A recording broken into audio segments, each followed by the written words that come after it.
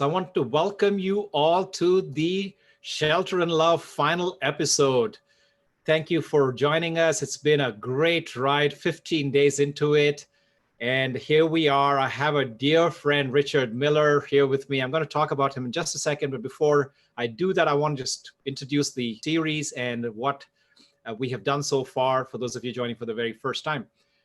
This is a series that you guys have requested. People reached out to me when we went into this lockdown in early March and said, Jay, what can you do to support us? How can we create community?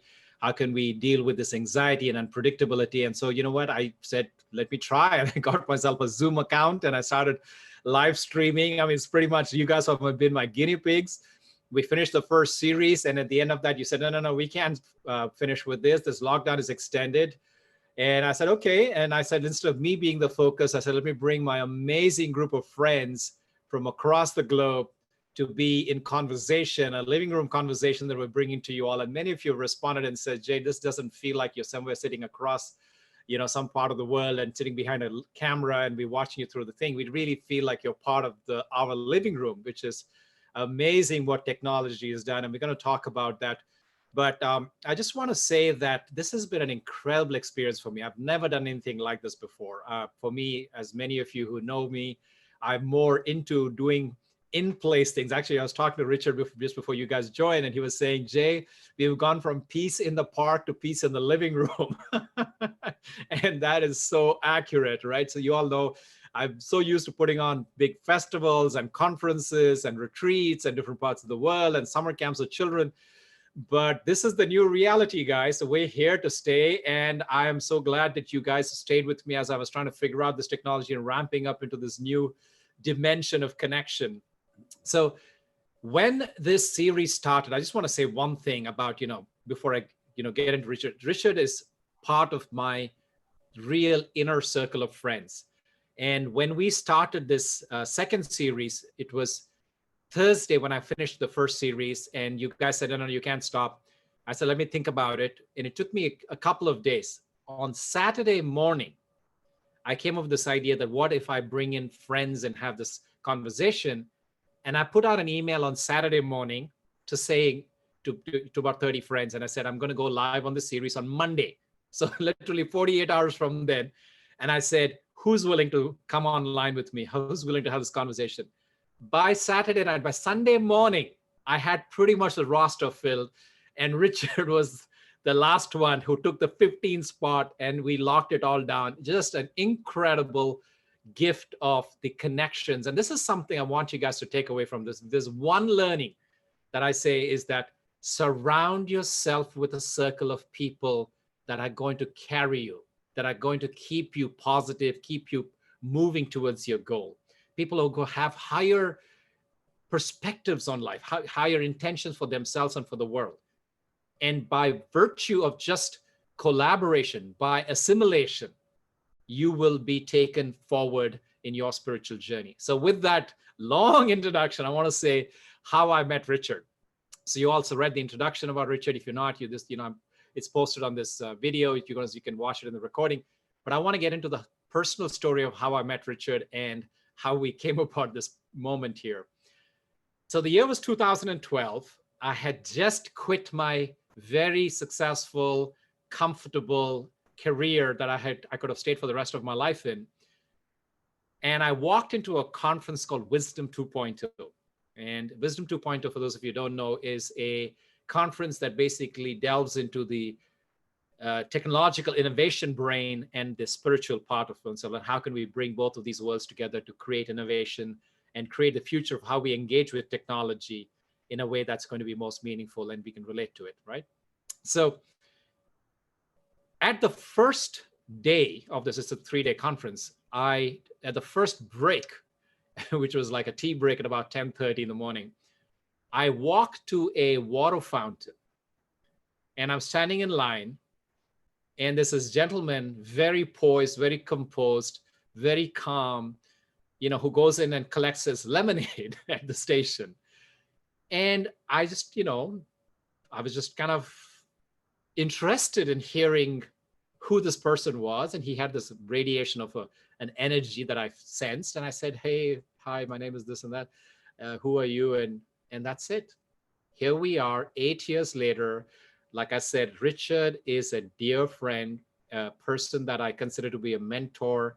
The beauty of having somebody like Richard in your life is, I just embarked. I had at that point been less than a month into embarking on my journey to make meditation and spiritual teachings as a mainstay of my work. And Richard had been doing that for 30 years before me. So he's that kind of, and I just looked it up. He actually is born the same year that my dad is. So he's like my father figure in so many senses.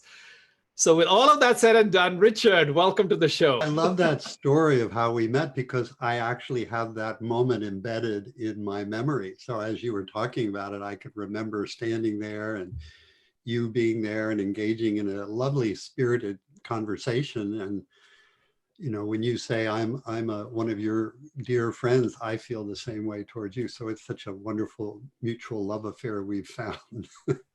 Right. And, it's just been beautiful. Every time I go for a walk with you, every time I, have these moments, whether it's online, offline, it's just been an incredible set of inspirations that, just make me want to think deeper about things and, make me want to just spend more time with you.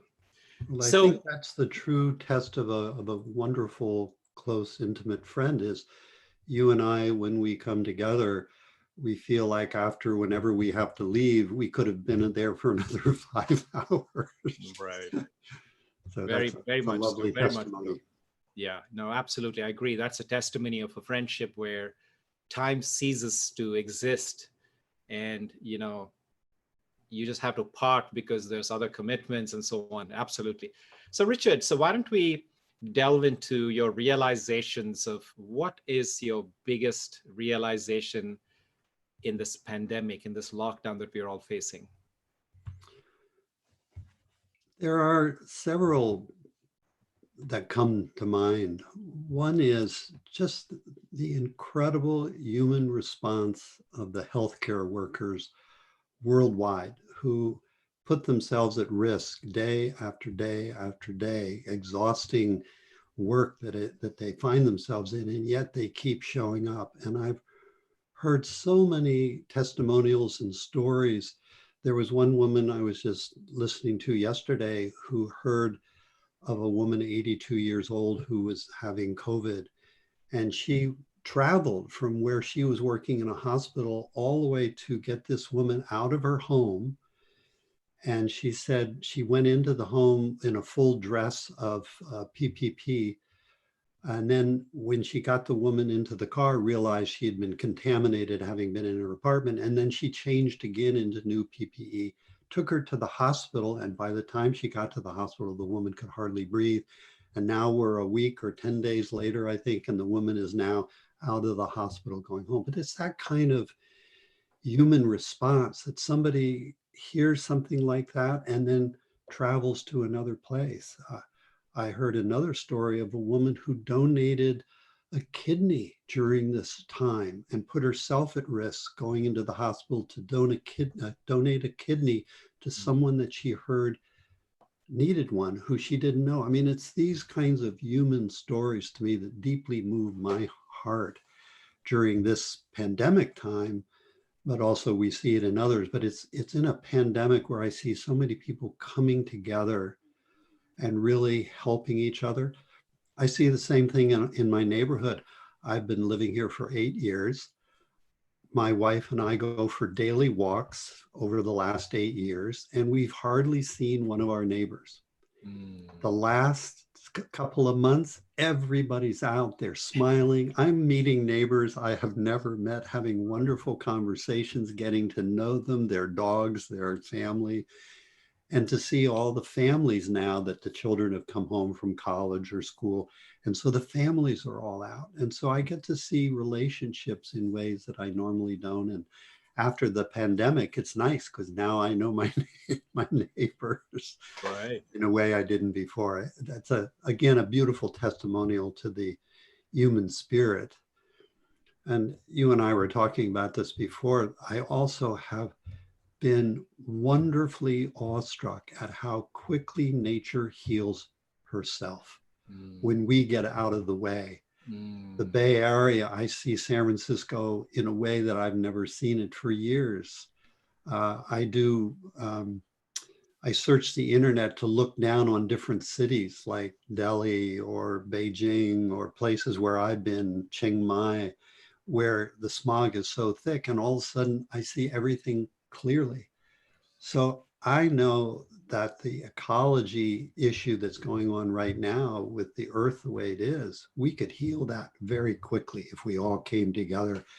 Nature is such a beautiful organism. She knows exactly what to do. We just need to get out of the way.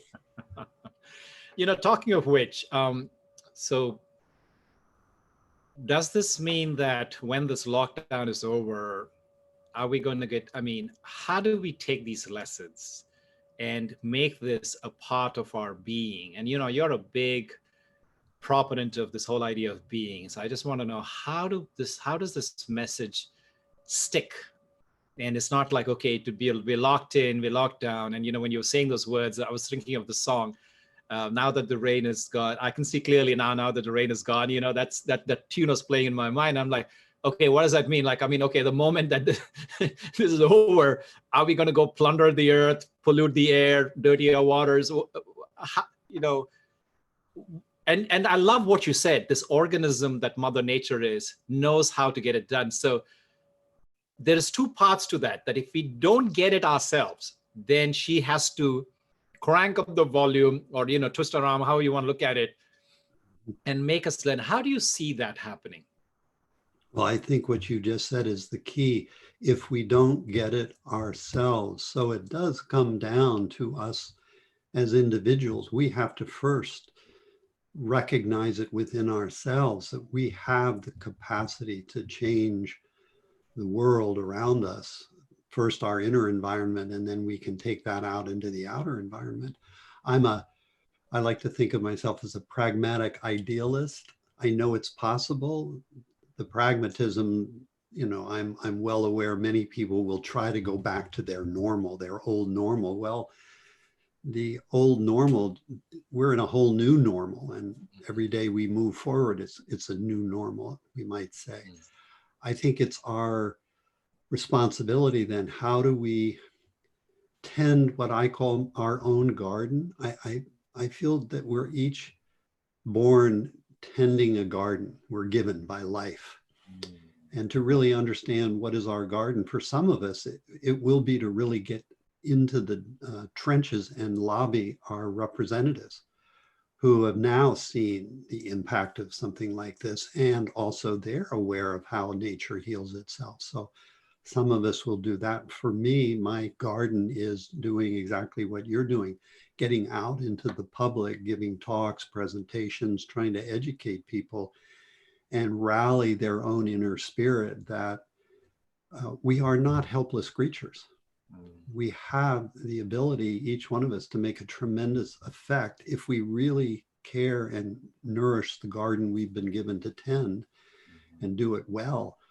I see many people trying to tend everybody else's garden but their own. My sense is if we all got into our own gardens and really did it well, we wouldn't have this issue around ecology. It would be solved in a matter of, as we see, just in a matter of a couple of months.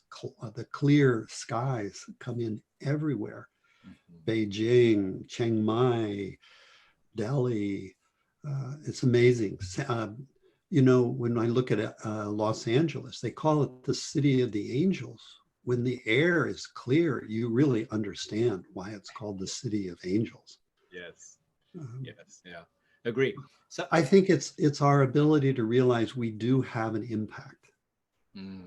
I'm reminded of that story of the little girl who's walking the beach where all the starfish have washed up and she's throwing them in one by one. And the man says, that's not going to make any difference. And she picks one, throws it into the ocean, says, sure made a difference to that one.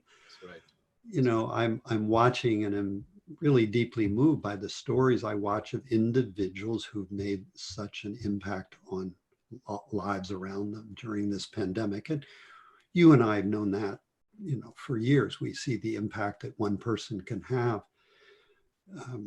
So my sense is, my optimism suggests we can all engage that kind of impact if we really get out there and do what life is asking each one of us to do and don't shy away from it. I had a phone call with my mother yesterday, and she brought up an interesting thing. You talked about how the air is clearing up as we are locked down, as we are doing sheltering in place. She was mentioning how in Hyderabad, where she lives in India, the law is that they can't even go out now. And, unless it's absolute emergency, like, for example, like what they call essentials, like going groceries or or if you're going to the hospital, I guess they're okay. But it's so interesting. Rule even on the roads, there's police watching and you got to have masks at all times. If you're in your car, there can be no more than 2 people in the car. Mm-hmm. And you need to maintain social distancing even in the car. So they have one passenger who's driving in the front row, and the only other passenger needs to be in a row other than the front row. So if you have a regular sedan, you're sitting in the back row, or if you have a bigger, sitting further behind. Mm-hmm. And so the part that she said, which actually kind of, it struck me, because you and I were talking about getting out and we're seeing our neighbors for the first time. In India, that's not the problem. The neighbors get to see each other. That way I'm actually happier mom is in India in this lockdown than being here. Like, as you have noted, we don't know our neighbors for years, decades even. But the part that really concerned within me is they are not allowed to take walks like you have just mentioned. Mm-hmm. And if this continues, I can see that even coming to here, into our country, and I guess across the world. Now, you being in the yoga world for so long, I would imagine you have some sort of suggestions on how to keep moving, which, as you know, is such an important part of well-being, whilst sheltered and actually hunkered down, bunkered in place. Mm-hmm. Can you talk about that? Well, one thing comes to my mind right away, because even here where I live in San Rafael, we tend to stay in our property, in the confines of our home or in our garden. When my wife or I get on the phone, we go outside and we walk around the garden. So we keep moving. We are able to go out into the neighborhood, keeping social distance and walk around. But just that ability to walk around your own garden. I saw a story of a fellow who wanted to run a marathon. So in his tiny little postage stamp backyard, he put up 4 different posts at corners and he ran around them. I don't know how many times, but he completed a 30-mile marathon. Wow. Running around his garden. I'm about to teach a 5-day live stream retreat, and I'm going to ask people to do some walking meditation during the retreat. So I'm going to ask them to take a mat, like a yoga mat, and if they don't want a blanket, put it on the floor and do a walking meditation around the 4 corners of their mat. So we can continue to, I would say, stay present and exercise, even though we're in a postage stamp kind of reality. You're talking about India. My son-in-law is from Mumbai, and his dad, who usually goes for a long walk every morning, is doing exactly like that. He's walking around his apartment every day a number of times, trying to log in the miles that he otherwise would have done outdoors in nature.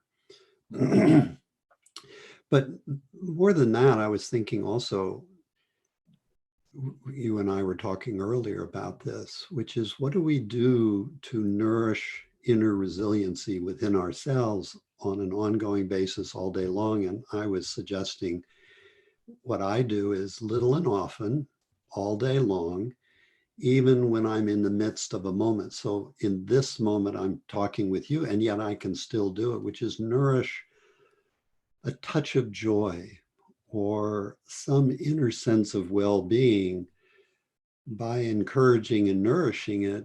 Like right now, as I'm speaking, I can feel my heart start to light up.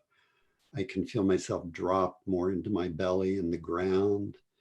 I can feel a stability and a kind of a warm, viscous, liquidy feeling that moves out into my extremities. So I'm aware all day long, you know, especially during a pandemic, but once it's over, this is what we all should be doing on a daily basis that keeps us in touch with our humanness, but also keeps us connected with ourself. I'm aware when we're on long-term stress, and a pandemic like COVID-19 places all of us on long-term stress. Many people start to feel disconnected from themselves and then from the world around them. And of course, now that we're in sheltered, that can feed that sense of disconnection even more. So my desire, and when I'm working with people, is to keep them connected to themselves first, and then to nourish those relationships around them, whether it's by social distance of 6 feet with your neighbor, telephone, Zoom. My wife and I were talking about this morning, and she was talking about how nourishing it is to be here with me during this time where we can nourish one another and then take that out to our friends as well. Mm-hmm. So that sense of little and often checking into a deep ground, I call it an inner resource of unshakable well-being. My sense is we're all born with an innate essence of wholeness. We may forget it, and stressful times can break that connection with it. So anything that we can do, like the things you're doing, meditations, taking momentary timeouts, or while we're walking, just to nourish any qualities of joy, well-being, sense of connectedness with ourselves and with the world around us, really goes a long way to establishing resilience to weather difficult moments like this. And I know we're going to do a meditation later on this show, and what I'd like to do is nourish that inner quality in all of us who are listening, so that if we don't recognize it, I want to point it out, recognize it, bring it foreground, nourish it all day long. And then to me, it becomes a field that, unbeknownst perhaps to ourselves, is touching all the people around us. Very true. Very true. Yes, we exude and we are actually putting out an aura without even realizing our goodness is spreading the goodness in the world. Thank you. So actually, this is actually a perfect time, Richard. Would you lead us through a meditation, especially one of the things I've consistently seen come up in this conversation over the last 30 days I've been doing this is people are struggling to sleep, and they have I've actually experienced, even as we do this, for some people, this is perfect. This is actually late in the evening. It's 9:30, 10 o'clock at night. So this will be the last thing they'll be watching before they actually fall asleep. So would you lead us through some Yoga Nidra, which I know you're a global expert on it? Happy to. And one of the things I'll point out on my website, we have 2 free meditations. I call them iRest for restful sleep. One's for a restful nap, because naps nourish our immune system. They enhance our well-being. They are also anti-anxiety and anti-depression elements that we can do on a daily basis. And I'm talking about a 12-minute nap or a 20-minute nap. And then iRest for restful sleep. So sure, let me leap in. Absolutely. So those of us who are listening, if you would take a moment and settle back, rest back in any position you're in, whether it's sitting, feel welcome to lie down on the floor. If you're standing, feel welcome just to stand or even walk around, because I want you to understand this kind of meditation can be done in any position you find yourself in. So as you're beginning to rest back, with your eyes open or closed, let your senses open. Let attention spread out in all directions around you equally, and feel the environment, sense the environment around you. Different sounds, that are present. The temperature of the air on your skin, sensations of warmth or coolness. And notice the different sensations where your body is touching the surfaces that are providing support.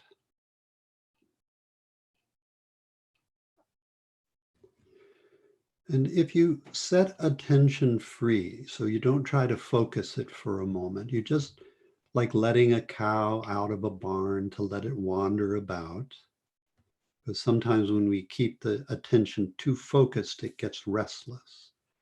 So for a moment, set your attention free, let it wander about unconstrained, and just notice for the next few moments what it does.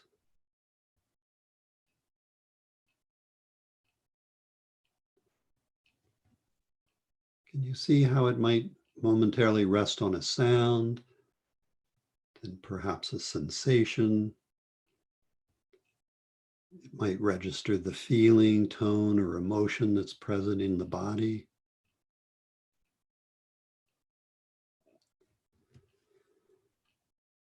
So now, very gently, let it roam around inside the body, inside the skin.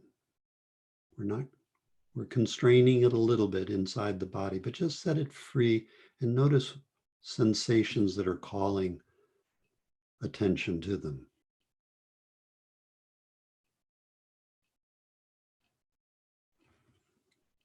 You might take a moment just to follow my voice as I wander about the body. So bring attention into the jaw, where the back teeth may slightly part, the lower jaw may loosen, the mouth may fill with sensation. Ears may soften. The skin of the face also may soften and be more at ease. Where you might momentarily notice the sensation as breath comes in and out at the doorways of the nostrils.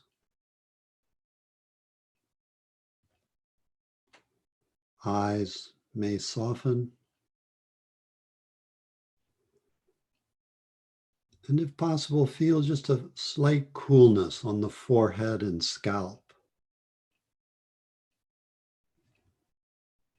Back of the neck, shoulders. And let attention rest for a few moments in the shoulders. Much like peeling an onion, when we just notice tension, say in the shoulders, how a layer of tension may spontaneously fall away. And we may feel a deeper tension that's rising to the surface of awareness. And notice the natural heaviness of the two arms,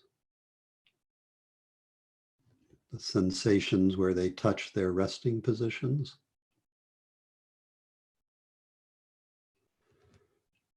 And let attention, like following a stream or a flow of sensation from the shoulders down each arm, come all the way into the palms and fingers. And notice one hand calling your attention. Bring attention into the palm of this hand. If it feels right, you might even turn the palm up slightly. And welcome all the different sensations in the palm, fingers, back of the hand. And very gently slide attention over into the opposite arm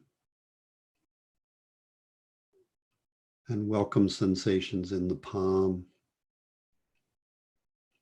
fingers, back of the hand.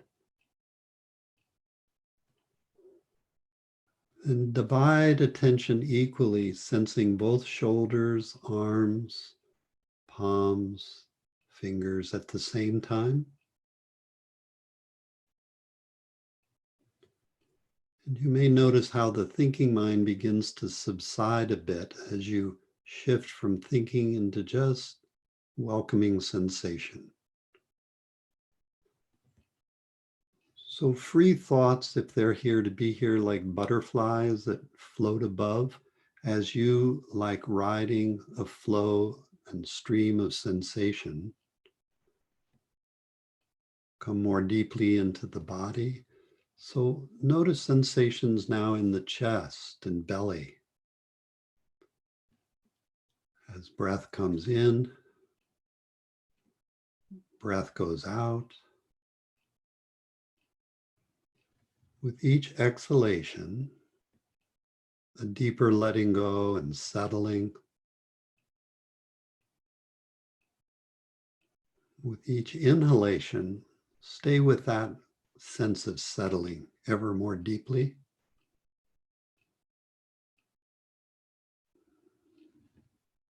And then let attention drop into the pelvis, hips, legs and feet. Sensing both feet and legs and hips at the same time.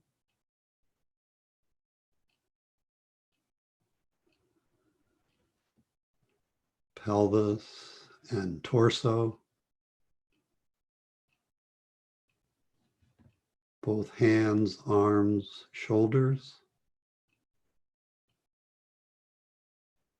Neck, head, and face.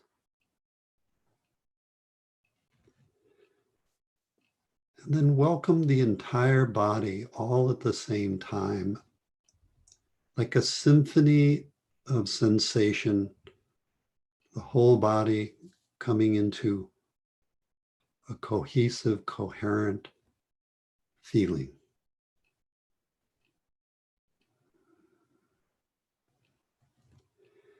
Equally sensing now the front of the body and the back of the body at the same time.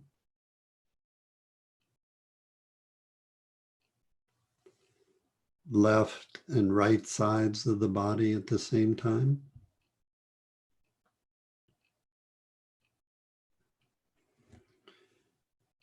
And try an experiment. During an exhalation, come over to, say, the left side of the body and welcome the whole left side of the body up and down from the crown to the fingers to the toes. Sensations deep and surface.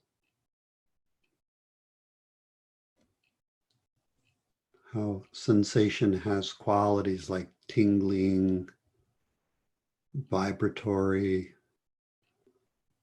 flows of energy.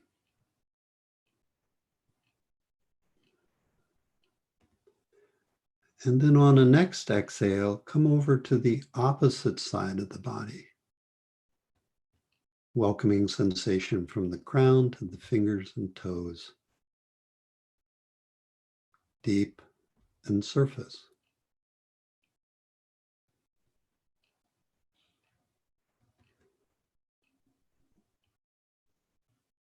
Then feel both the left and right sides of the body, front and back sides of the body, all at the same time.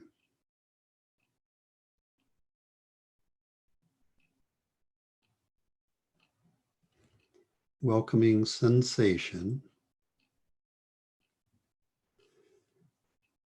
And then notice the feeling tone or emotion that might be present somewhere in the body that's calling your attention to it, and just gently rest attention here.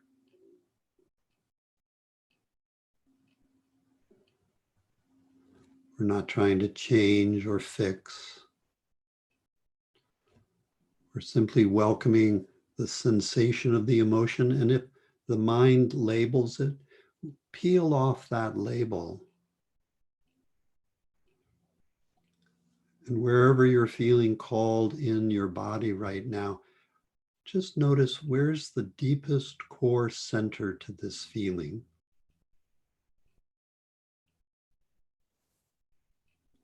And where is its outermost boundary or border?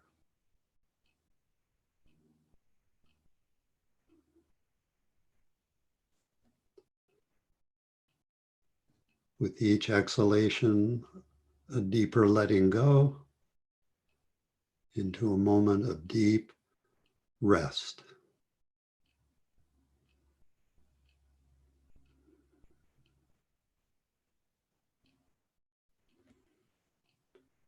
Noticing any thoughts or memories, daydreams that might be spontaneously arising, setting them free to be here.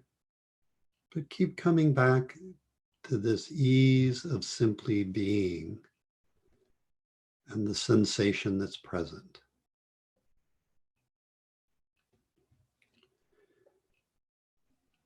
And notice how your thinking mind may be active or non-active. However it is, feel like you've left behind the sensations behind the forehead and dropped down deep into the heart or belly. Not so much looking down towards the heart or the belly, but feel like, much like riding an elevator, you've dropped down into the heart space, the belly space, and you're sensing out from this area.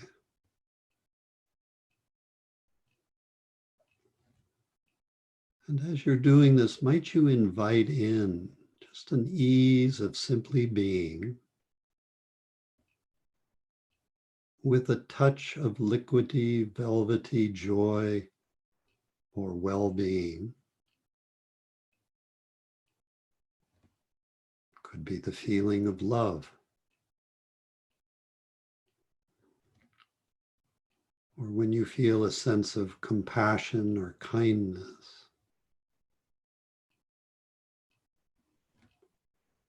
And whatever you're welcoming in, may it be joy or love, well-being, ease or peace. Notice where and how you experience this in the body.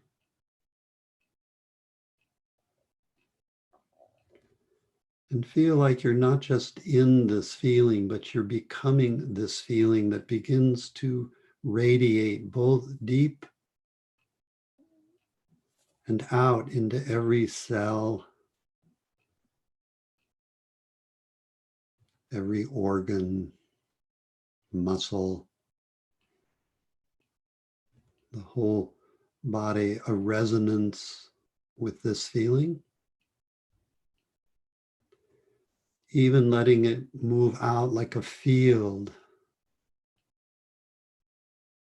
out in front, behind, left and right, spherically.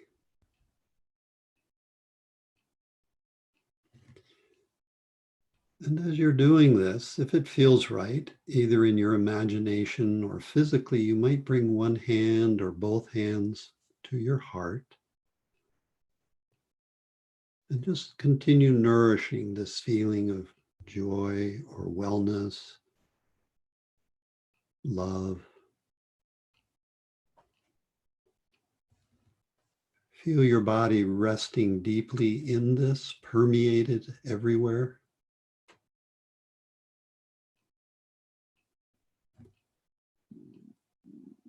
And if it feels right, let it expand so exponentially that it encompasses, we might say, the entire globe and all your friends, relatives, acquaintances, all the people everywhere.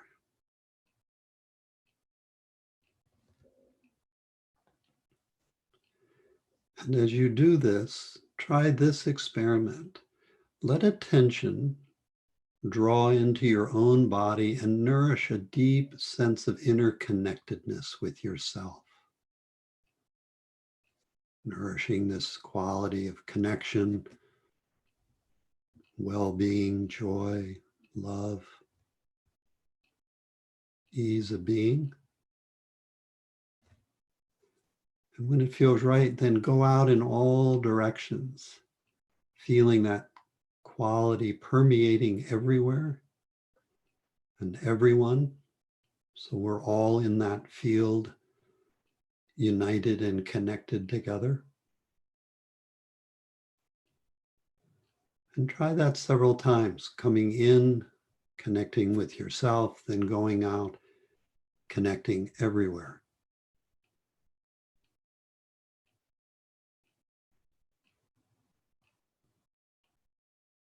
Feel how this acts on your body and your mind. And then at some point, letting both be here at the same time, this deep inner sense of connection that you're resting deeply in, and this sense of interconnectedness with nature, with everyone and everything. So they're not separate. A unified field.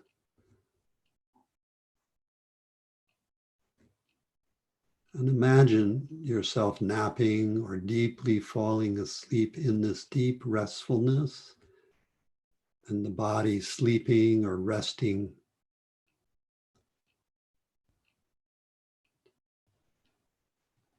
And when the body does reawaken or comes out of its nap or its moment of restfulness or deep sleep, with your eyes closed or as they gently open, imagine this quality of ease, love, deep rest of being, carrying it with you as you move out into the world. So you might imagine in your mind going about your daily life, whether it's at home or taking a walk, interacting on the phone or in person or in Zoom. This deep restfulness resides here, sometimes more in the background, but see how easily you can invite it foreground.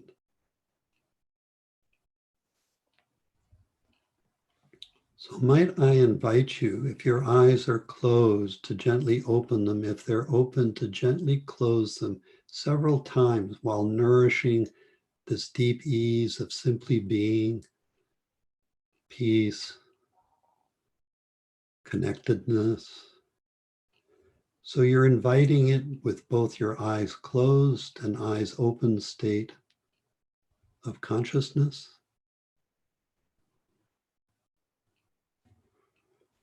And when you do feel ready and your eyes do reopen, continue to feel this spherical field, how it's both a localized presence in your own body that nourishes a deep sense of connectedness and well-being,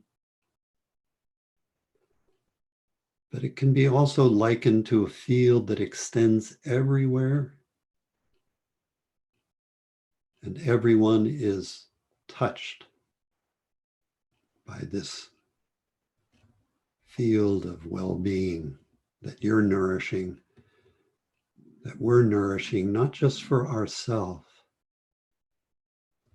but for the sake of everyone around us.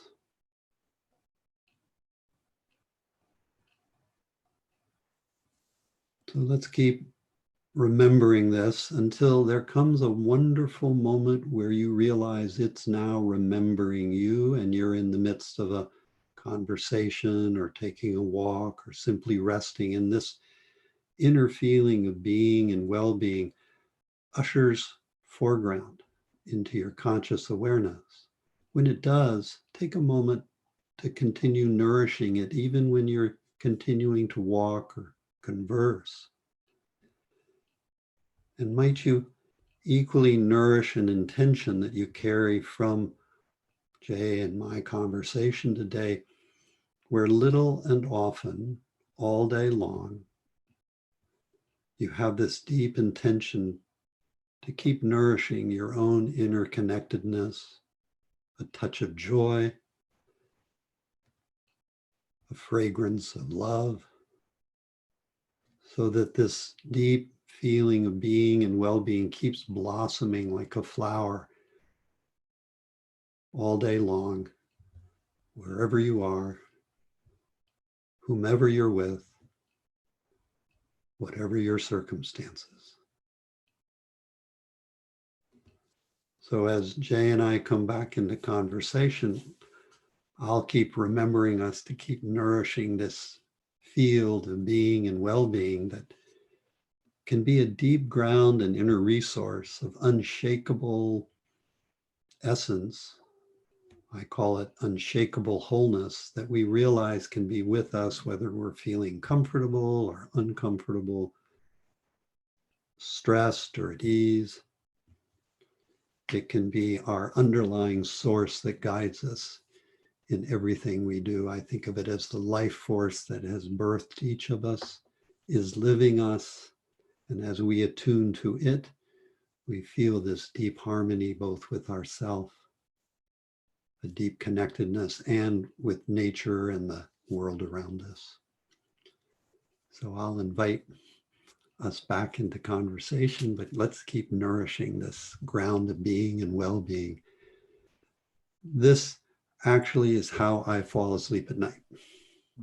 Or when I take a 10 or a 12 or a 20-minute nap during the day, I just ease back into this, first welcoming the body as sensation, welcoming the exhalation, and doing this alternate sides or opposite breathing. So left side exhale, right side exhale, back side exhale, front side exhale, and then feeling the whole body, and then it like a feel that I'm falling into deep restful sleep. And last night, this is the way I fell asleep. And in the early morning around 2, I noticed I woke up briefly.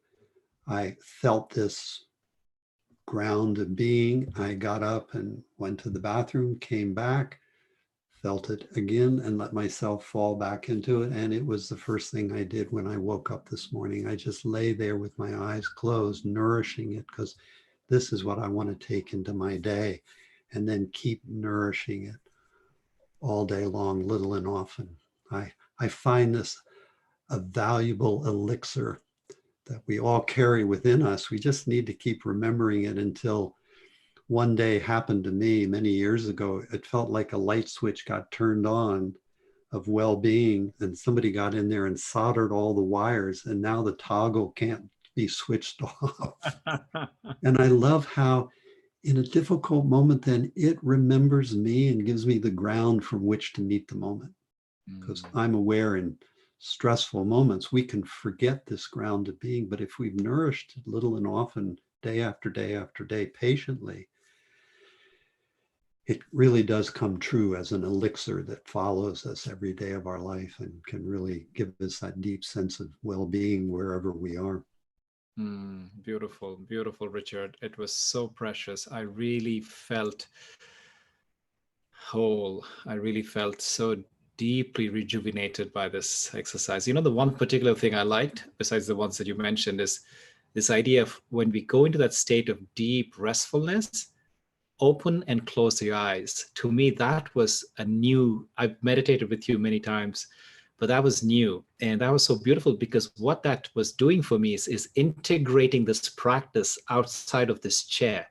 It's getting me used to that, and not something. Yeah, I'm aware when people open their eyes, they'll quickly go into the visual field and go away. So by nourishing it and then closing the eyes again, they can see how they've gone away and then really nourish it. And now the next time, even bring it out more brightly. And on my retreats and trainings, I often lead people in what I call movement of body sensing, where we're side bending with our eyes open and then closed, forward bending, back bending, twisting, inverted, where we're integrating this feeling into every body position and then take it out into walking meditation, talking meditation. Sometimes on retreat, even on a silent retreat, I'll tell people, I'd like you to walk into town amidst the hustle and bustle from this silent retreat where you've been nourishing this. Now take it as an experiment and go kick the tires like you would be buying a new car. Take it for a test drive into town so that you keep integrating it even while you're on this silent retreat. We're trying to do everything we can to keep nourishing it into every situation we might find it in. Mm-hmm. Yeah, beautiful. So now an opportunity, we have a few minutes left for questions from the audience. So please type in your question in the Q&A tab. Those of you who are watching us on YouTube live, you can go punch it in the chat, and I have a colleague who's going to copy paste it over here. So I've got a couple of questions already. The first question is from Diksha. She's asking, is there a good hour to sleep and wake up to be most rested? And then second part of that same question, how many hours? You know, my sense of humor comes in whenever we can take the time.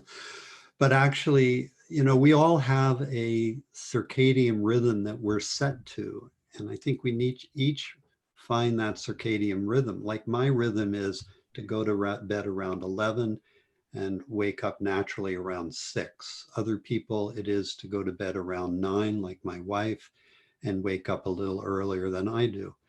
And we all have a rhythm of sleep between, I would say, 7 and 9 hours, which we need to respect, because if we get less sleep than our body is demanding of us, that sleep deprivation will make us less cognitive aware.